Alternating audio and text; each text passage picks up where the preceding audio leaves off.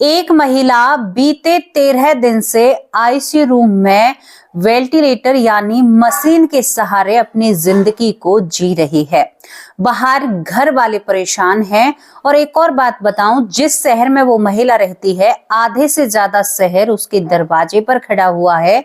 आखिरकार उस महिला ने ऐसा अच्छा क्या कर दिया जो इतनी भीड़ उसके दरवाजे पर खड़ी हुई थी।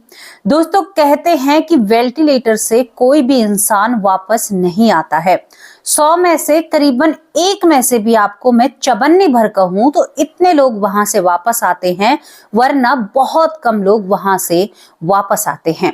अब एक सवाल बनता है, देखो किसी ना किसी घर में कोई ना कोई परेशानी हो जाती है। हम भी बुजुर्ग होंगे, हमारे साथ भी क्या घटेगा ये हमें नहीं पता, ये आपको नहीं पता, हमें तो कल तक का भी नहीं पता, मुझे वीडियो बनाने के बाद तक का नहीं पता, किसी को भी पता नहीं होता। लेकिन दिमाग में एक सवाल आता है, हमारा जो अपना प्यारा खास जो एक मशीनी तकनीक के हिसाब से सांस लेता है, यानी वेंटिलेटर आईसीयू रूम में पड़ा हुआ होता है, कभी कभी हम उसे देखने के लिए भी जाते हैं तो दिल बहुत दुखता है। मन में एक सवाल आता है कि इसके साथ क्या चल रहा होगा, इसे दुख हो रहा होगा या तकलीफ हो रही होगी, ये कौन सी दुनिया में है और इसके साथ क्या बीत रही होगी, क्या घटना हो रही होगी। आते हैं ना सवाल, मेरे मन में बहुत आते हैं। मैंने एक व्यक्ति को देखा और उसको देखकर मेरे मन में इतने सारे सवाल जन्म लेते हैं। हमारे एक दादा थे, यानी पड़ोस के दादा, तो मैं भी उसे देखने के लिए गई थी। दोस्तों, वो करीबन 18 दिन तक वेंटिलेटर पर होने के बाद भी वो अपनी जिंदगी की जंग हार जाते हैं। मेरे मन में एक ही सवाल, क्या हो रहा होगा इसके साथ। और वो नली जो पड़ी रहती है गले के अंदर, उन्हें देखकर और देखने वाले को तकलीफ होती है। लेकिन अगर मैं आपसे कहूं कि जो वहां पर पड़ा हुआ है उसे तकलीफ नहीं हो रही, तो आप क्या कहोगे? क्योंकि ऐसे किसी भी केस को आप खंगाल कर देखिए, वो यही कहेगा कि मुझे उस समय की कोई भी बात याद नहीं है, या उस समय मेरे साथ क्या हुआ मुझे कुछ भी याद नहीं है। ये उन लोगों से जानने को मिलता है जो करीबन 100 में से एक, जो 99 में से भी 100वां अंक जो होता है उसमें से भी चवन्नी भर के जो लोग बचते हैं वो यही बात कहते हैं। लेकिन आज सवाल बनता है कि हमारे मन की इच्छाओं के सवालों के जवाब कौन देगा, और वो मैं दूंगी आपको। मैं भी कोई भाई ऐसे नहीं हूं कि भगवान से अलग से उतर कर आई हूं, लेकिन मैंने इस पर बहुत ज्यादा देखा, सोचा क्या होता है। तो पहला निष्कर्ष तो यही निकलता है कि भैया उन पर तकलीफ नहीं होती उन्हें, क्योंकि मैंने कई लोगों से ऐसी बातें की हैं, बहुत लोगों की। लेकिन मैंने एक और दूसरा पहलू देखा है कि जब वो उस मशीन पर पड़े हुए होते हैं तो उस शरीर से आत्मा भी बाहर निकल जाती है, और ज्यादातर आत्मा बाहर ही निकलती है। तो कैसा वो लम्हा होता है, सब कुछ आपको बताएंगे। वो महिला आज भी है, और क्यों उस महिला के पैर को डॉक्टर ने शरीर से अलग करने के लिए बोल दिया था, क्या तकलीफ होती है, हॉस्पिटल का नाम भी बताएंगे, जगह भी बताएंगे। वो महिला आज अपना जीवन जी रही है। उन्होंने बताया कि जब मशीन शरीर में लगी हुई होती है तो जीवन कैसा बीतता है और क्या हमारे जीवन में होता है। बड़ी इच्छाएं जागृत हो रही हैं कि भाई जल्द से जल्द जानना चाहते हैं। तो चलिए इस पूरी घटना को जानने के लिए आपको हमारे साथ यहाँ पर चलना होगा हरिद्वार में। हरिद्वार में एक पुष्पा नाम की महिला होती है। दोस्तों, उस महिला को काफी सारी बीमारियां होती हैं। बीमारियों के चलते वो हॉस्पिटल में भी दिखाने के लिए जाती है। दूसरी तरफ उसके पैर के अंगूठे पर एक घाव बनता है। घाव जैसे मान लीजिए आप गैंग्रीन जिसे बोला जाता है, वो घाव उत्पन्न होने लगता है। ये महिला घबरा जाती है। हरिद्वार में ये रहती है, इसका जगह जगह इलाज कराया जाता है, लेकिन कहीं से भी कोई भी कामयाबी नहीं मिलती है। अब दोस्तों, यहाँ पर इस महिला की हालत दिन पर दिन गंभीर होती है। आपको पता है गैंग्रीन कितनी जल्दी बढ़ता है। यहाँ पर सभी डॉक्टरों ने कह दिया था कि आपका जो पुष्पा जी ये पैर है ये हमें निकालना पड़ेगा, क्योंकि इससे आपको तकलीफ हो सकती है और आपकी जान भी जा सकती है। पुष्पा जो अपना पैर देने के लिए तैयार नहीं थी, मन ही मन सोचती है कि भगवान, मुझसे ऐसा क्या अपराध हुआ जो मेरे साथ ऐसा हो रहा है, मैं बिना पैर के कैसी रहूंगी। उसके मन में कई सवाल आते हैं। दोस्तों, एक तो मन में चिंता, दूसरा शरीर से पैर को दूर होने की चिंता, तीसरा बीमारियों ने शरीर को घेर लिया था। अब यहाँ पर वो जॉली ग्राउंड अस्पताल में जाती है जो हरिद्वार और देहरादून के बीच में पड़ता है। आप लोग उस हॉस्पिटल को जानते होंगे। दोस्तों इस हॉस्पिटल में वो जाती है अपना इलाज कराने के लिए और वहां पर उसका इलाज शुरू हो जाता है। लेकिन डॉक्टर कहते हैं कि उम्र भी कम नहीं है, बीच में भी नहीं है, 20 से भी ऊपर पार कर चुकी हैं, तो शरीर में इतनी क्षमता नहीं है, लेकिन इनकी जान बचाने के लिए हमें इनका पैर अलग करना होगा। लेकिन दोस्तों तभी डॉक्टरों को एक खबर मिलती है। क्या मिलती है कि यहाँ पर जो पुष्पा देवी होती है वो एक लंबी नींद का शिकार होती है, यानी वो घबराती हैं और उनके अंदर इतनी कमजोरी होती है कि उन्हें मशीन का सहारा लेना पड़ता है और उन्हें आईसीयू रूम में वेंटिलेटर पर रख दिया जाता है, यानी जो मशीनी सहारा होता है। आपने देखा होगा वो मशीन शरीर की पल्स रेट, धड़कन, हार्ट बीट सब कुछ बताती रहती है, लेकिन इंसान किसी की तरफ देखता भी नहीं है। पुष्पा जी की एक दिन आंखें बंद हो जाती हैं। आंखें बंद होने के कारण पुष्पा के जो घर वाले होते हैं, पति होते हैं, वो बेचारे बेचैन हो जाते हैं। अब क्या होगा? कई बार उन्होंने सुना था कि इस मशीन पर जिसका भी शरीर गया है वो वापस नहीं आया है। घर वाले बस यही सोचते हैं कि भगवान एक बार इन्हें वापस लौटा दो, हमें अभी इनकी जरूरत है। हालांकि पुष्पा की उम्र बीच में नहीं थी या बच्चे छोटे नहीं थे, लेकिन फिर भी परिवार को पुष्पा जी बहुत प्रिय थे। दोस्तों पैर के हालात खराब होते जा रहे थे और पुष्पा वेंटिलेटर पर जा चुकी थी। 1 दिन से 2 दिन बीतता है, पुष्पा में कोई भी बदलाव नहीं आते, ना ही तो उसकी आंखें खुलती हैं और वो करीबन 1 से 2, 2 से 3 और 4, 5 इस तरह से 13 दिन पुष्पा को हो जाते हैं और शरीर में कोई भी बदलाव नहीं आता है। लेकिन दोस्तों 14वें दिन पुष्पा के शरीर में बहुत बड़ा बदलाव आता है। डॉक्टर कहते हैं कि हैरानी की बात है, पुष्पा के पति से कहा जाता है कि आपकी जो पत्नी है, हैरानी की बात है, यहां से वो अपने आप को ठीक करने की कोशिश कर रही है। पहली बार हमने ऐसा केस देखा है, वरना इस मशीन से तो बहुत कम लोग वापस आते हैं। हालांकि डॉक्टर ऐसे तो नहीं कह सकते कि भाई बचेगा ही नहीं, वो तो अंत समय तक भी दिलासा देते हैं कि नहीं आपका घर का सदस्य बचेगा, ये है वो है। अब यहाँ पर पुष्पा धीरे धीरे अपने शरीर को ठीक कर रही थी। दोस्तों यहाँ पर अब उसे मशीन से हटाने का समय आ चुका था, क्योंकि उसने अपने शरीर को इतना अच्छा कर लिया था। लेकिन आंखें अब भी बंद थी, लेकिन जो मशीनें बता रही थी, पल्स रेट, हार्ट बीट जो भी उसका था वो सही बताती हैं। और दोस्तों उसे आईसीयू रूम में रख दिया जाता है। आईसीयू रूम में रहते रहते भी उसे 15 दिन बीत जाते हैं। 15 दिन तक वो अपनी आंखें नहीं खोलती है। घर वाले कहते हैं कि कहीं आप हमें बहका तो नहीं रहे हैं, कहीं हमारे घर का सदस्य इस दुनिया से जा चुका हो, आप हमें कहीं वैसे ही दिलासा दे रहे हैं। डॉक्टर कहते हैं कि अगर आपके घर का सदस्य जा चुका होता, पुष्पा जी इस दुनिया में नहीं होती, तो उनके शरीर में हम कैसे इतने दिन तक उन्हें बिना सड़े रख सकते थे। आप भी समझदार हैं, क्योंकि घर वालों के मन में बहुत सारे सवाल होते हैं। कई तरह की अफवाहें आपने इधर उधर देखी हैं कि पैसा लूटते हैं, पैसा लेकर 2 दिन तक 3, हाँ ये तो हो सकता है, लेकिन 15 दिन तक कोई भी शरीर को नहीं रख सकता। दोस्तों यहाँ पर 15वें दिन, 13 दिन वेंटिलेटर पर और 15वें दिन पुष्पा जी अपनी आंखें खोलती हैं। आंखें खोलते ही वो अपने पति को इत्तला करती हैं, पुकारती हैं। पुष्पा जी अपने पति के सामने आंखों में आंसू ले आती है और कहती हैं कि मेरे कर्मों का भोग है, लेकिन अब मुझे वापस भेज दिया गया है। जब पुष्पा जी उखड़ी उखड़ी बातें करती हैं, तो दोस्तों यहाँ पर डॉक्टर कहते हैं कि इनको बहुत बड़ा सदमा है, इतनी बड़ी बीमारी हो चुकी थी, कहाँ पैर के लिए आई थी, लेकिन ये देखो एक मशीनी तकनीक पर चली गई हैं, तो आपको इनकी परेशानी या मजबूरी समझनी होगी। इस तरह की बातें पति से कही जाती हैं। लेकिन पुष्पा जी अपने आप को देख रही थी और वो कह रही थी कि मैं आपसे कुछ बातें करना चाहती हूँ। पति ज्यादा नहीं बोलने देता है और जैसे ही ये खबर हरिद्वार में फैलती है, तो हरिद्वार के लोग हैरान हो जाते हैं कि कोई 1 महीने तक आंख ना खोले और फिर जीवित हो जाए, ये तो बहुत बड़ी बात है। यहाँ पर पति भी जब अपने साथ के लोगों से मिलता है, तो वो कहता है कि मेरी पत्नी कहती है कि वो तो शरीर से बाहर घूमने गई थी या शरीर से बाहर निकलकर एक ऐसी जगह पर गई, तो लोग इस बात को जानना चाहते हैं। दोस्तों एक दिन हॉस्पिटल पे 1 से 2, 2 से 3 बहुत सारे लोगों का जमावड़ा शुरू हो जाता है। डॉक्टर कहते हैं कि आज हो क्या रहा है, तो सभी कहते हैं कि हम पुष्पा जी से मिलने आए हैं, क्योंकि उसके साथ चमत्कार हुआ है।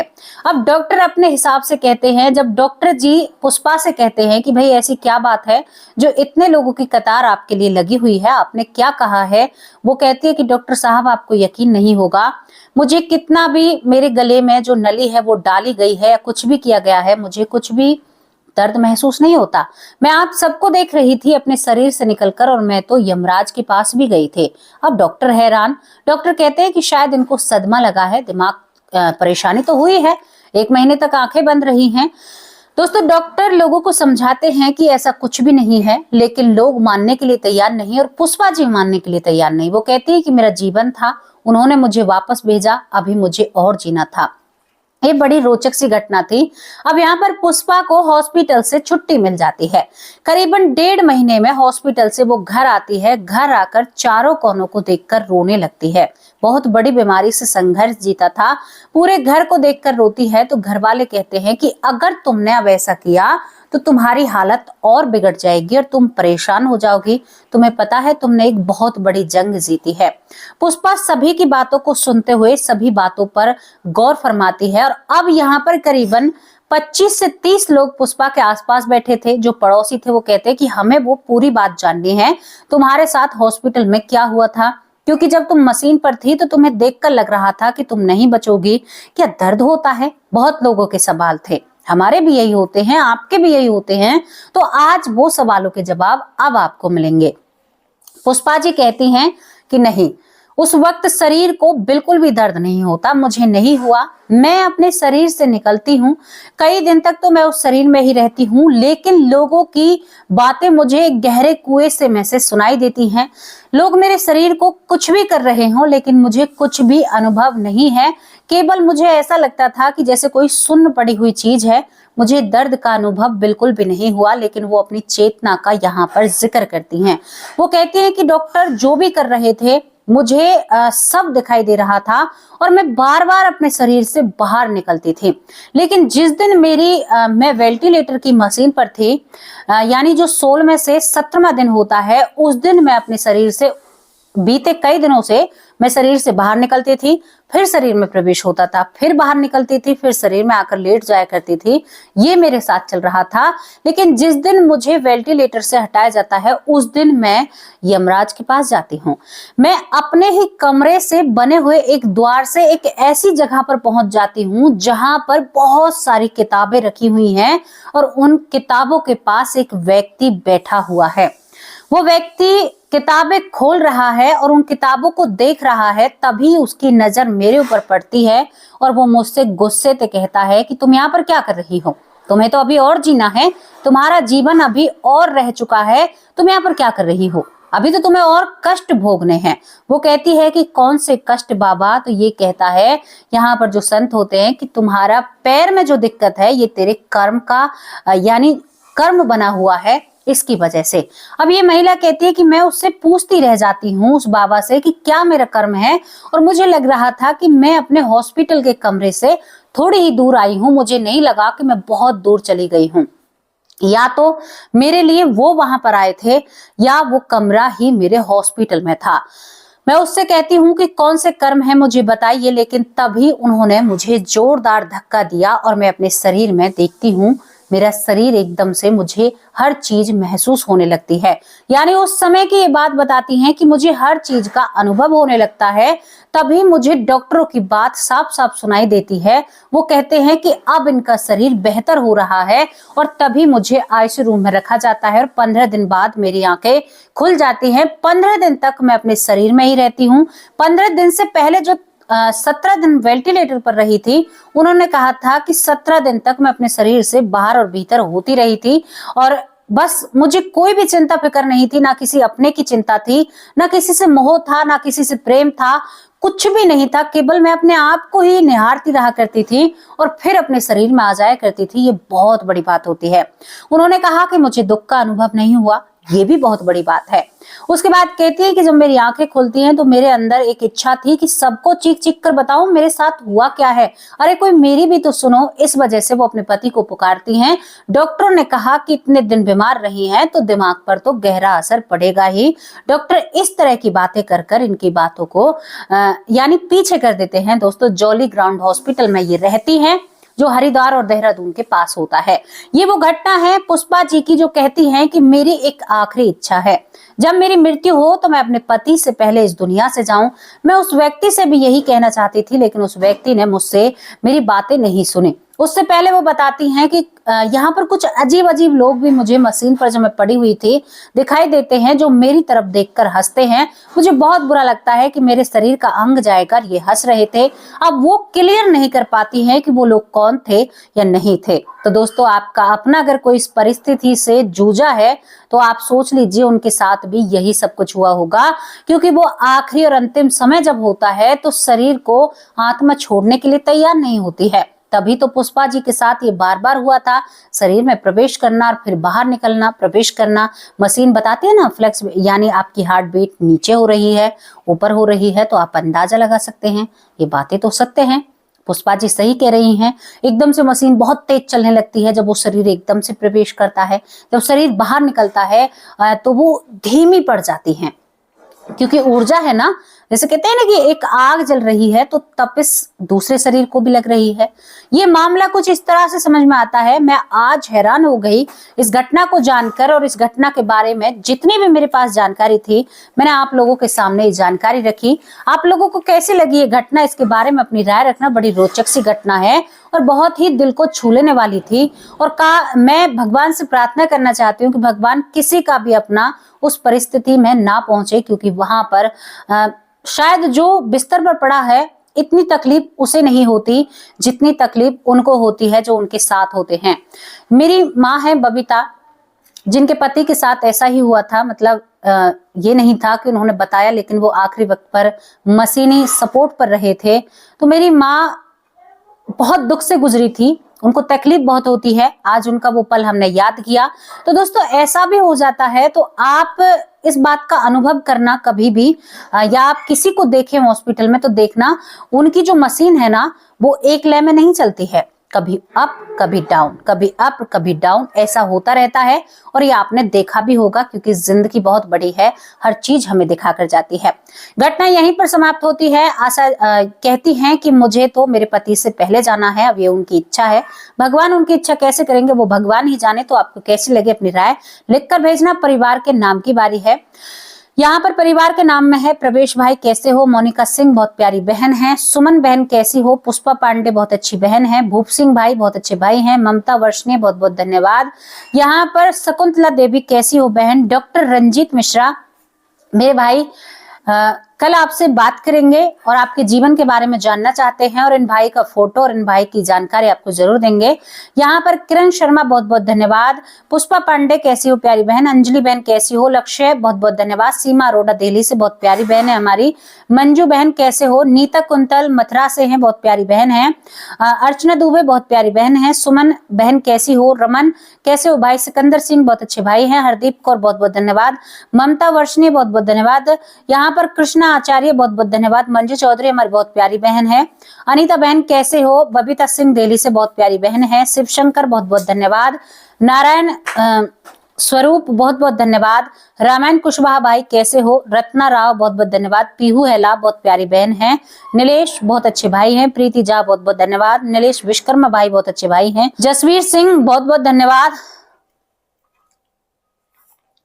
जसवीर सिंह बहुत बहुत धन्यवाद। खुशी बहन कैसी हो, दुर्गा बहन कैसी हो, नीतीश कुमार बहुत अच्छे भाई हैं। माया बहन कैसी हो, सुरेंद्र कुमार बहुत बहुत धन्यवाद। के भी ज्यादा राजकोट बहुत बहुत धन्यवाद। सुनील सैनी बहुत अच्छे भाई हैं। एश कुमार बहुत बहुत धन्यवाद। किरण वालिया बहुत अच्छी बहन है। हनी राव बहुत बहुत धन्यवाद।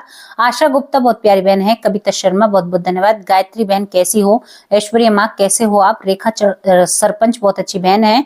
नारायण स्वरूप बहुत बहुत धन्यवाद। हीरा कुमारी बहुत बहुत धन्यवाद। हीरा कुमारी मेरी बहुत प्यारी बहन है। अनिल व्यास बहुत अच्छे भाई हैं, हरियाणा से देखते हैं। सुरेंद्र पाल कौर जो कि राजस्थान से है शायद। पुष्पा पांडे बहुत अच्छी बहन है। सुरेंद्र पाल कौर बहुत प्यारी बहन है हमारी। अनिल सर के भाई फरीदाबाद से हैं। मीनाक्षी बहन बहुत अच्छी बहन है। बबीता सिंह दूसरी बहन है। गोपी दुबे बहुत बहुत धन्यवाद। योग माया शाहू बहुत बहुत धन्यवाद।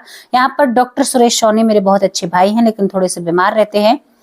अभिजीत शर्मा बहुत बहुत धन्यवाद। योग माया शाह बहुत बहुत धन्यवाद। शरीफ वाला बहुत प्यारी बहन है। रूपेश श्रीवास्तव बहुत अच्छे भाई हैं। पप्पी शर्मा बहुत बहुत धन्यवाद। राजा राम भाई बहुत अच्छे भाई हैं। सीता देवी शर्मा बहुत प्यारी बहन है। यहाँ पर श्रद्धा शर्मा बहुत प्यारी बहन है। वंदना चंदेल बहुत अच्छी बहन है। बेटी का बॉस भी बहुत प्यारी बहन है। और शरीफ वाला बहुत प्यारी बहन है। ज्ञान तारा सरस्वती बहुत प्यारी बहन है। पूरा परिवार बहुत अच्छा है और बहुत अच्छे कमेंट करता है, हमेशा साथ देता है, सपोर्ट करता है। थैंक यू मेरे प्यारे परिवार, मुझे इतना अच्छा सपोर्ट करने के लिए। आप सभी के साथ की वजह से आज मैं यहाँ पर हूँ और पूरे परिवार का जो साथ है वो मुझे आगे लेकर जाएगा। यहाँ पर हमारी एक और बहन है जो कि सीमा लखनऊ से हैं, वो नजर नहीं आती हैं। उनके साथ वो ठीक तो है ना, सीता माँ है हमारी एक, वो भी नजर नहीं आती हैं। बिमला दलाल माँ, आप कैसे हो? आप अपनी सेहत के बारे में बताना। यशवंती माँ, आप कैसे हो? आप अपने बारे में भी बताना। अब पूरे परिवार से विदा लेती हूँ, कल हाजिर होंगे एक सच्ची और अच्छी स्टोरी के साथ। तब तक के लिए नमस्कार, जय हिंद, जय